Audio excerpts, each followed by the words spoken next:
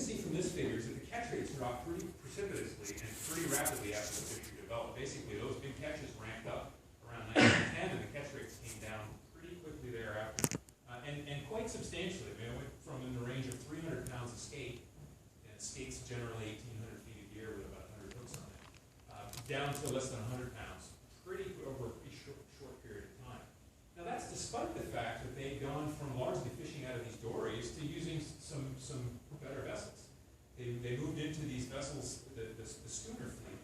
You can imagine there was a pretty good incentive for those guys out in the dories to want to get on a boat and actually haul the gear from a slightly bigger platform. So that transition didn't actually take that long. I'm gonna zoom in here now for a second on 1911, because I think it's an important year in the story for this particular vessel.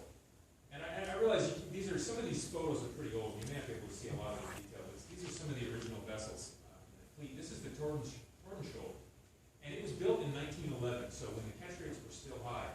It's kind of special with the Halvik Commission because this is one of the first boats that we chartered to do research on. And we chartered this boat in the 1920s, and you can see, I mean, the house there is about that wide, and there's not a whole lot of room. I think actually Bill's been out on several of these schooners.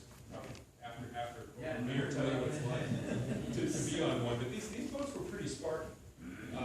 But nonetheless, there was improvement over the gear that was available in the very early fishery. There were a number of these halibut schooners built. Some were